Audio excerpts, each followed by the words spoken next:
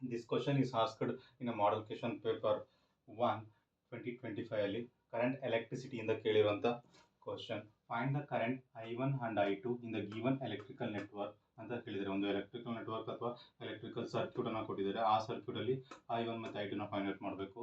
ಇದನ್ನ find out ಮಾಡಬೇಕಂದ್ರೆ Kirchhoff current ಲಾನು ಗೊತ್ತಿರಬೇಕು ಮತ್ತೆ ಕಿರ್ಚಾಫ್ ವೋಲ್ಟೇಜ್ ಲಾನು ಗೊತ್ತಿರಬೇಕು. ಕಿರ್ಚಾಫ್ ಕರೆಂಟ್ ಲಾ ಏನು ಹೇಳುತ್ತೆ ಅಂದ್ರೆ, sum of the current leaving the junction is equal to the sum of the current entering the junction ಅಂತ ಹೇಳುತ್ತೆ. ಇಲ್ಲಿ ಈ ಪಾಯಿಂಟಿನ ಜಂಕ್ಷನ್ ಅಂತ ತಗೋತಿದ್ದೀನಿ ಬಿ. ಓಕೆ, ಈ ಬಿ ಪಾಯಿಂಟಿನ ಜಂಕ್ಷನ್ ಅಂತ ತಗೊಂಡಾಗ junction is nothing but more than two current ಏನಾಗುತ್ತೆ ಮೀಟ್ ಆಗುತ್ತೆ, ಅದನ್ನೇ ಜಂಕ್ಷನ್ ಅಂತ ಕರಿತೀವಿ. ಅಲ್ಲಿ ಏನಾಗಬೇಕು, ನಾವು ಕಿರ್ಚಾಫ್ ಕರೆಂಟ್ ಲಾನ ಅಪ್ಲೈ ಮಾಡ್ತೀನಿ. According to that leaving the junction ಯಾವುದು I3, ಅದೇ ಎಂಟರಿಂಗ್ ದ ಜಂಕ್ಷನ್ ಯಾವುದು I1 I2 ಇದೆ.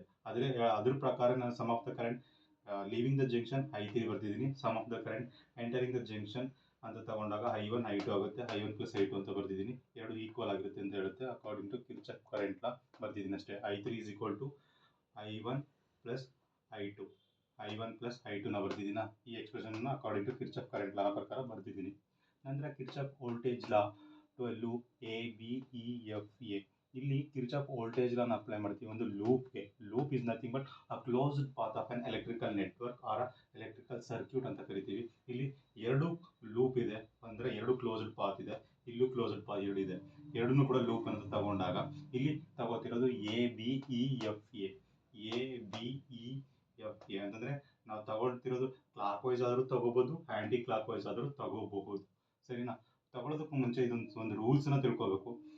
ಏನಪ್ಪ ರೂಲ್ಸ್ ಅಪ್ಪ ಅಂತಂದ್ರೆ, ಇದು ಯಾವಾಗಲೂ ಕೂಡ ಪ್ರಾಡಕ್ಟ್ ಆಫ್ IR ನ ಅಂತಂದ್ರೆ ಐ ಅಂದ್ರೆ ಕರೆಂಟ್, ಆರ್ ಅಂದ್ರೆ ರೆಸಿಸ್ಟೆನ್ಸ್ ಅಲ್ವಾ, ಅದನ್ನ ಯಾವಾಗಲೂ ಕೂಡ ಪ್ರಾಡಕ್ಟ್ ಮಾಡಿದಾಗ ಯಾವ ರೀತಿ ಸೈನ್ ಇಂದ ಇಂಡಿಕೇಟ್ ಮಾಡ್ತೀವಿ ಅಂತಂದ್ರೆ, ನಾನು ತಗೊಳ್ಳೋಂಥ ಡೈರೆಕ್ಷನ್ ಮತ್ತೆ ಕರೆಂಟ್ ಫ್ಲೋ ಆಗ್ತಿರುವಂಥ ಡೈರೆಕ್ಷನ್ ಎರಡೂ ಕೂಡ ಸೇಮ್ ಇದ್ದಾಗ, ಫಾರ್ ಎಕ್ಸಾಂಪಲ್ ನಾನು ಏನಾಗ್ತದೆ ನೋಡಿ, ಐ ಡೈರೆಕ್ಷನ್ ಈ ಕಡೆ ಫ್ಲೋ ಆಗ್ತಿದೆ, ಕರೆಂಟ್ ಕೂಡ ಸೇಮ್ ಡೈರೆಕ್ಷನ್ ಆಗ್ತಿದೆ. ಆವಾಗ ಪ್ರಾಡಕ್ಟ್ ಆಫ್ IR ಏನಾಗುತ್ತೆ, ನೆಗೆಟಿವ್ ಆಗುತ್ತೆ. ಸರಿನಾ? ಅದೇ ರೀತಿ ನಾನು ತಗೊಳ್ಳೋಂಥ ಡೈರೆಕ್ಷನ್ ಲೂಪ್ ಡೈರೆಕ್ಷನ್ ಮತ್ತೆ ಕರೆಂಟ್ ಫ್ಲೋ ಆಗ್ತಿರೋಂಥ ಡೈರೆಕ್ಷನ್ ಆಪೋಸಿಟ್ ಇದೆ. ಇದು ಈ ಕಡೆ ಫ್ಲೋ ಆಗ್ತಿದೆ, ಕರೆಂಟ್ ಏನಾಗುತ್ತೆ ಈ ಕಡೆ ಫ್ಲೋ ಆಗ್ತಿದೆ. ಸರಿನಾ?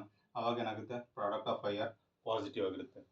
ಅದೇ ರೀತಿ ವೋಲ್ಟೇಜ್ ಸೋರ್ಸ್ ಬ್ಯಾಟ್ರಿಯಲ್ಲಿ ಕರೆಂಟ್ ಈ ಕಡೆ ಫ್ಲೋ ಆಗ್ತಿದೆ, ನಾನು ತಗೊಳ್ಳೋಂಥ ಡೈರೆಕ್ಷನ್ ಕೂಡ ಸೇಮ್ ಡೈರೆಕ್ಷನ್ ಇದೆ, ಅಂದ್ರೆ ಈ ರೀತಿಯ ಡೈರೆಕ್ಷನ್ಗೆ ಸೇಮ್ ಡೈರೆಕ್ಷನ್ ಇದೆ. ಸರಿನಾ? Both are in same direction. Current flow ಆಗ್ತಿರೋ ಡೈರೆಕ್ಷನ್, ನಾನು ತಗೊಂಡಿರೋಂಥ ಡೈರೆಕ್ಷನ್ ಲೂಪ್ದು ಎರಡು ಸೇಮ್ ಡೈರೆಕ್ಷನ್ ಇದೆ, ಪಾಸಿಟಿವ್ ತಗೋತೀನಿ. ಅದೇ ರೀತಿ ಇಲ್ಲಿ ಏನು ಮಾಡ್ತಿದ್ದೀನಿ, ಕರೆಂಟ್ ಫ್ಲೋ ಆಗ್ತಿರೋಂಥ ಡೈರೆಕ್ಷನ್ ಈ ಕಡೆ ಇದೆ, ನಾನು ತಗೊಂಡಿರೋಂಥ ಲೂಪ್ ಡೈರೆಕ್ಷನ್ ಈ ಕಡೆ ಇದೆ. ಎರಡು ಆಪೋಸಿಟ್ ಇದ್ದಾಗ ವೋಲ್ಟೇಜ್ ಸೋರ್ಸ್ನ ನೆಗೆಟಿವ್ ತಗೋತೀವಿ. ಈ ಕಂಡೀಷನ್ ಅರ್ಥ ಮಾಡ್ಕೊಂಡು ನಾವೇನು ಮಾಡ್ತೀವಿ, ಕಿರ್ಚಾಫ್ ವೋಲ್ಟೇಜ್ ಲಾದು ಲೂಪ್ ABEFA ಈ ಎಕ್ಸ್ಪ್ರೆಷನ್ ಅನ್ನು ಬರ್ಕೋತೀವಿ. ಅದನ್ನ ನೋಡೋದಾದ್ರೆ ಇದನ್ನ ಕ್ಲಾಕ್ ವೈಸ್ ಬರ್ಕೊಂಡಿದ್ದೀನ, ಅಂದ್ರೆ ಈ ಡೈರೆಕ್ಷನ್ ಅಲ್ಲಿ ABEFA. ಬೇಕಾದ್ರೆ ಇದನ್ನ ಆಂಟಿ ಕ್ಲಾಕ್ ವೈಸ್ ಅನ್ನು ಬರಿಬಹುದು, ಬಟ್ ನಾನಿಲ್ಲಿ ಕ್ಲಾಕ್ ವೈಸ್ ಬರ್ಕೋತಾ ಇದ್ದೀನಿ. ಸರಿನಾ? ಕ್ಲಾಕ್ ವೈಸ್ ಬರ್ಕೊಂಡಾಗ ಇಲ್ಲೇನಾಗುತ್ತೆ, I1 ಏನಾಗುತ್ತೆ 6 ಓಮ್ ರೆಸಿಸ್ಟರ್ ಇಂದ ಕರೆಂಟ್ ಏನಾಗುತ್ತೆ ಪಾಸ್ ಆಗುತ್ತೆ.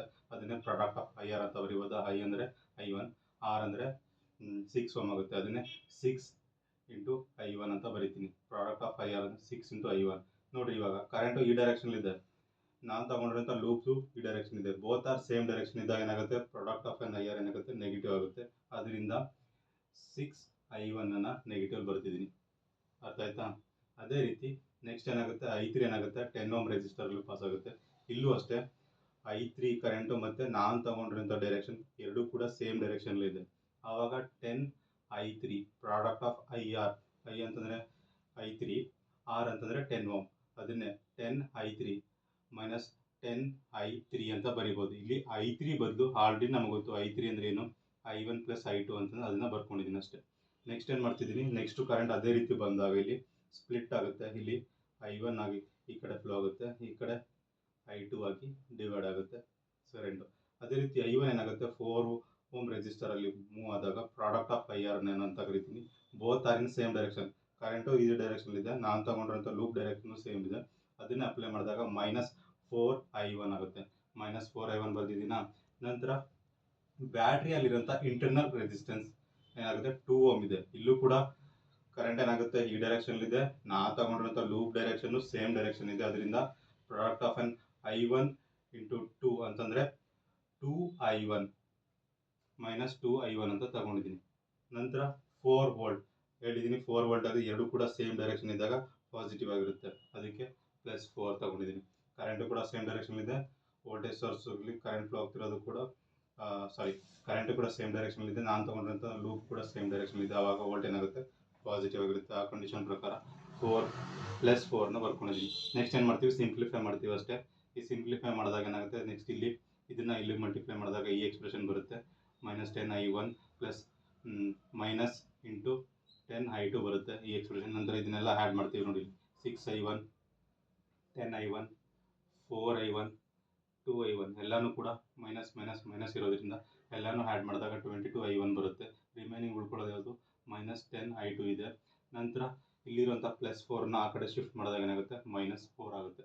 ನಂತರ ಏನು ಮಾಡ್ತೀನಿ, ಅದನ್ನು ಇಲ್ಲಿರೋ ಮೈನಸನ್ನು ಕಾಮನ್ ತೆಗಿತೀನಿ. ಕಾಮನ್ ತೆಗೆದಾಗ ಇದು ಮೈನಸ್ ಇರೋದು ಪ್ಲಸ್ ಆಗುತ್ತೆ, ಇಲ್ಲೂ ಅಷ್ಟೇ ಮೈನಸ್ ಇರೋದು ಪ್ಲಸ್ ಆಗುತ್ತೆ, ಇಲ್ಲೂ ಅಷ್ಟೇ ಮೈನಸ್ ಇರೋದು ಪ್ಲಸ್ ಆಗುತ್ತೆ. ಅಗೇನ್ ಇದನ್ನು 2 ಇಂದ ಡಿವೈಡ್ ಮಾಡಿದಾಗ 2 11 22, 2 5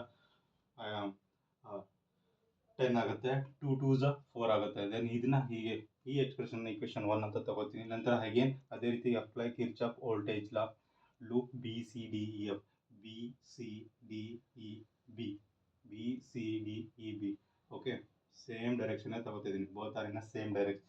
ಇದನ್ನು ಸೇಮ್ ಕ್ಲಾಕ್ ವೈಸ್ ತಗೊಂಡಿದ್ದೀನಿ, ಇದನ್ನು ಕೂಡ clockwise loop BCDEB. Clockwise ಆದರೂ ತಗೋಬೋದು, ಆ್ಯಂಟಿ ಕ್ಲಾಕ್ ವೈಸ್ ಆದರೂ ತಗೋಬೋದು. ಇದ್ರ ಪ್ರಕಾರನೇ ನೋಡ್ರೋ ಇಲ್ಲಿ ಏನು ಮಾಡ್ತೀವಿ, ಈಗ ಕರೆಂಟ್ ಏನಾಗ್ತಿದೆ ಈ ರೆಸಿಸ್ಟರ್ಲಿ ಫ್ಲೋ ಆಗ್ತಿದೆ ಅಲ್ವಾ, I2 ಪ್ರಾಡಕ್ಟ್ ಆಫ್ IR ಅಂತ ತಗೊಂಡಾಗ ಐನ I2 ಅಂತ ತಗೋತೀನಿ, ಆರ್ನ 6 ಅಂತ ತಗೋತೀನಿ. ಆ 6I2 ಪಾಸಿಟಿವ್ ಆಗುತ್ತೆ ನೆಗೆಟಿವ್ ಆಗುತ್ತಾ, ಇಲ್ಲಿ ಪಾಸಿಟಿವ್ ಆಗುತ್ತೆ. ಯಾಕೆಂದರೆ ಕರೆಂಟ್ ಫ್ಲೋ ಆಗ್ತಿರೋದು ಈ ಡೈರೆಕ್ಷನು, ನಾನು ತಗೊಂಡಿರೋದು ಈ ಡೈರೆಕ್ಷನು. ಅಕಾರ್ಡಿಂಗ್ ಟು ದಟ್ ಏನಾಗುತ್ತೆ, ಎರಡು ಕೂಡ ಆಪೋಸಿಟ್ ಇದ್ದರೆ ಅಂದರೆ ಕರೆಂಟ್ ಫ್ಲೋ ಆಗ್ತಿರೋಂಥ ಡೈರೆಕ್ಷನು, ನಾನು ಲೂಪ್ ತಗೊಂಡಿರೋ ಡೈರೆಕ್ಷನು ಎರಡೂ ಕೂಡ ಆಪೋಸಿಟ್ ಇದ್ದಾಗ ಪ್ರಾಡಕ್ಟ್ ಆಫ್ I ಮತ್ತು R ಏನಾಗುತ್ತೆ ಪಾಸಿಟಿವ್ ಆಗಿರುತ್ತೆ. ಅದಕ್ಕೆ ಏನು ಮಾಡ್ತಿದ್ದೀನಿ, 6I2ನ ಪಾಸಿಟಿವ್ ವ್ಯಾಲ್ಯೂಗೆ ಬರ್ತಿದ್ದೀನಿ. ಆಯಿತಾ. ಅದೇ ರೀತಿ ನೆಕ್ಸ್ಟು I2 ಇದೇನು ನೆಕ್ಸ್ಟ್ ಏನು ಮಾಡ್ತೀವಿ,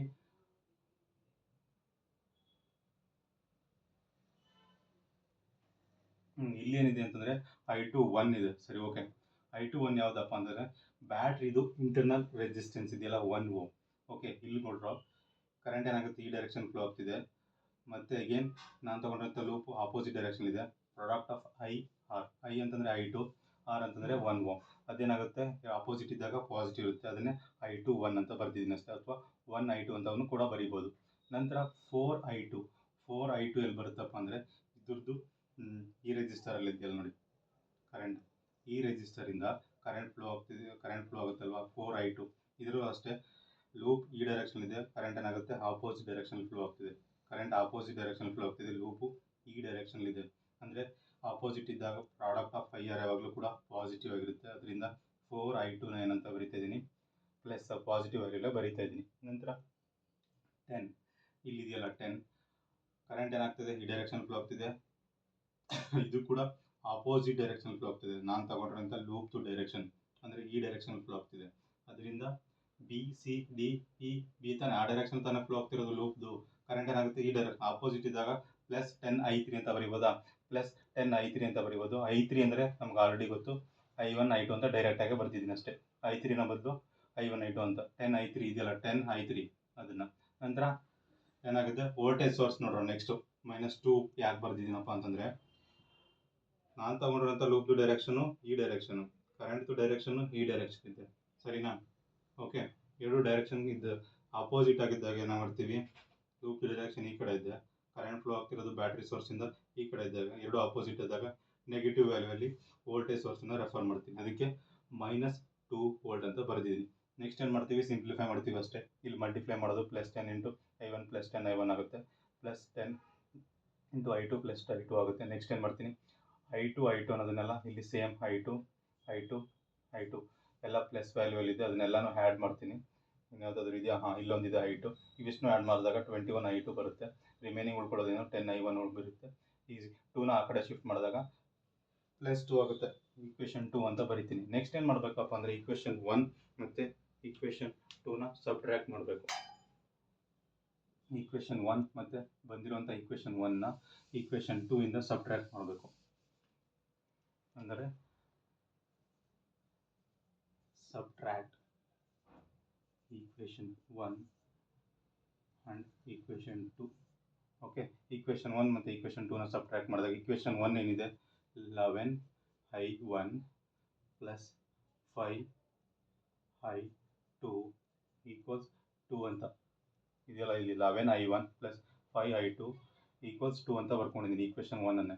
ಅದೇ ರೀತಿ ಈಕ್ವೇಷನ್ 2 ಏನು ಬರುತ್ತೆ 10i1 ಪ್ಲಸ್ 21i2 ಈಕ್ವಲ್ಸ್ ಇಲ್ಲಿ 4 ಬರಬೇಕು. ಸರಿ, 2ನೇ ಬರಬೇಕು, ಇಲ್ಲೂ 2ನೇ ಬರಬೇಕು. ಸರಿನಾ? ಡಿವೈಡ್ ಆದಾಗ 2 ಆಗುತ್ತೆ. ಓಕೆ, ನಂತರ ಏನು ಮಾಡ್ತೀವಿ, ಎರಡೂ ಕೂಡ ಸೇಮ್ ಆಗಬೇಕು. i1 ಎರಡನ್ನೂ ಸೇಮ್ ಮಾಡ್ಕೊಳ್ಳೋದಕ್ಕೋಸ್ಕರ ಇಲ್ಲಿರೋ 10ನ ಇಲ್ಲಿಗೆ ಮಲ್ಟಿಪ್ಲೈ ಮಾಡ್ತೀನಿ, 10 ಇಲ್ಲಿರೋ 11ನ ಈ ಈಕ್ವೇಷನ್ಗೆ ಮಲ್ಟಿಪ್ಲೈ ಮಾಡ್ತೀನಿ. ಓಕೆ, ಮಲ್ಟಿಪ್ಲೈ ಮಾಡಿದಾಗ ಏನಾಗುತ್ತೆ 10 ಇಂಟು 11 ಆಗುತ್ತೆ 110 i1 ಆಗಲ್ವಾ. ಅದೇ ರೀತಿ ಪ್ಲಸ್ 10 ಇಂಟು 5 50 i2 ಆಗುತ್ತೆ. ಅದೇ ರೀತಿ 2 ಇಂಟು 10 ಏನಾಗುತ್ತೆ 20 ಆಗುತ್ತೆ. 11 ಇಂಟು 10 110 i1 ಆಗುತ್ತೆ. ಅದೇ ರೀತಿ ನಂತರ ಏನಾಗುತ್ತೆ plus 11 into 21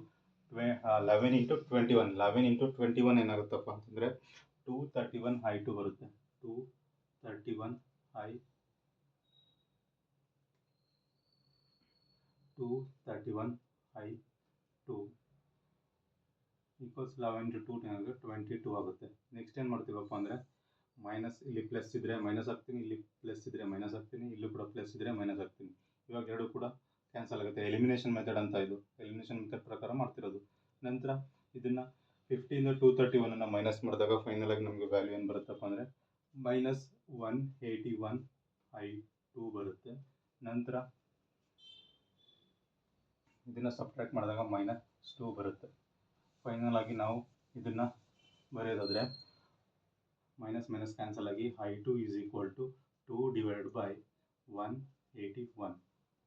i2 is equal to 2 divided by 181 ಅಂತ ಬರೀಬೋದು.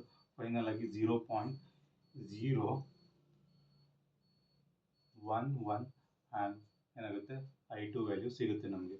ಫ್ರಮ್ ದಿಸ್ 0.11 ಆ್ಯಂಪ್ ಅಂತ ಸಿಗುತ್ತೆ. ಸರಿನಾ? ಇವಾಗ i2 ವ್ಯಾಲ್ಯೂ ಸಿಗ್ತಾ. ಇವಾಗ i2 is equal to 0.1, sorry ಈಗೇನಂತ ಬರಿತಾ ಇದ್ದೀನಿ, i2 is equal to 0.11, i2 is equal to 0.011 amp. ಸರಿನಾ? ಇದು i2 ವ್ಯಾಲ್ಯೂ ಸಿಕ್ಕಿದೆ. ನೆಕ್ಸ್ಟ್ ಏನು ಮಾಡ್ತೀವಪ್ಪ ಅಂತಂದರೆ ಈ i2ನ ಏನು ಮಾಡ್ತೀನಿ ಈಕ್ವೇಷನ್ 1ಗೆ, ಈಕ್ವೇಷನ್ 1 ಯಾವುದು 11i1 plus 5i2 is equal to 2 ಇದೆಯಲ್ಲ, ಅದಕ್ಕೆ ಸಬ್ಸ್ಟಿಟ್ಯೂಟ್ ಮಾಡೋದು. ಈಕ್ವೇಷನ್ 1ಗೆ ಸಬ್ಸ್ಟಿಟ್ಯೂಟ್ i2 ವ್ಯಾಲ್ಯೂ. ಸಬ್ಸ್ಟಿಟ್ಯೂಟ್ ಮಾಡಿದಾಗ ಏನಾಗುತ್ತೆ ಈಕ್ವೇಷನ್ 1 ಯಾವುದು 11i1 ಇದೆಯಾ ಪ್ಲಸ್ 5i2 ಇದೆಯಾ, ನೆಕ್ಸ್ಟು 2. ಓಕೆ, ಇಲ್ಲಿ i2 ವ್ಯಾಲ್ಯೂ ಬಂದಿರುತ್ತಲ್ಲ ಅದನ್ನು ಸಬ್ಸ್ಟಿಟ್ಯೂಟ್ ಮಾಡೋದಷ್ಟೇ. i1 plus 5 0.011 amp is equal to 2 ಅಂತ ಬರೆದಿದ್ದೀನಿ ಅಷ್ಟೇ. ಅಂದರೆ i2 ವ್ಯಾಲ್ಯೂ ಇಲ್ಲಿ ಬಂದಿದ್ದಲ್ಲ ಅದನ್ನು ಸಬ್ಸ್ಟಿಟ್ಯೂಟ್ ಮಾಡೋದು. ಸಿಂಪ್ಲಿಫೈ ಮಾಡಿದಾಗ ಏನಾಗುತ್ತೆ ಅಂದರೆ ಫೈನಲ್ ಆಗಿ ಇದನ್ನು ಇಲ್ಲಿಂದ ಮಲ್ಟಿಪ್ಲೈ ಮಾಡ್ತೀರಾ, ಮಲ್ಟಿಪ್ಲೈ ಮಾಡಿಬಿಟ್ಟು ವ್ಯಾಲ್ಯೂ ಬರುತ್ತೆ. ಹೇಗೇನು ಅದನ್ನು ಸಬ್ಟ್ರ್ಯಾಕ್ಟ್ ಮಾಡ್ತೀರಾ, ಫೈನಲ್ ಆಗಿ ಇದನ್ನು ಸಿಂಪ್ಲಿಫೈ ಮಾಡಿದಾಗ ಏನಾಗುತ್ತೆ ಅಂದರೆ i1 ಈಕ್ವಲ್ಸ್ 1.945 ಡಿವೈಡೆಡ್ ಬೈ 11 ಅಂತ ಬರುತ್ತೆ. ಇದನ್ನು ಸಿಂಪ್ಲಿಫೈ ಮಾಡಿದಾಗ ಏನಾಗುತ್ತೆ ಕ್ಯಾಲ್ಕುಲೇಟ್ ಮಾಡಿದಾಗ ಕ್ಯಾಲ್ಕುಲೇಟರಲ್ಲಿ 1.945 ಡಿವೈಡ್ ಬೈ 11 ಅನ್ನು ಮಾಡಿದಾಗ 0.1768 ಆ್ಯಂಪ್ ಏನಾಗುತ್ತೆ ಬರುತ್ತೆ ಫೈನಲ್ ಆಗಿ ನಮಗೆ ಅವ್ರು ಹೇಳಿದ್ರಲ್ಲ ಫೈಂಡ್ ದ ಕರೆಂಟ್ I1 ಮತ್ತು I2 in the given electrical network ಅನ್ನೋ ಪ್ರಕಾರನೇ I2ನ ಫೈಂಡ್ ಔಟ್ ಮಾಡಿದ್ದೀವಿ, I1ನ ಫೈಂಡ್ ಔಟ್ ಮಾಡಿದ್ದೀವಿ. ಫೈನಲ್ ಆಗಿ ಬರೆಯೋದಾದರೆ I1 ಈಕ್ವಲ್ಸ್ ಎಷ್ಟಿದೆ 0.1768, I2 ಏನಿದೆ 0.011 ಆ್ಯಂಪ್. ಇದು ಫೈನಲ್ ಆಗಿ ವ್ಯಾಲ್ಯೂಸ್ ಏನಾಗುತ್ತೆ ಬರುತ್ತೆ. ಸರಿನಾ?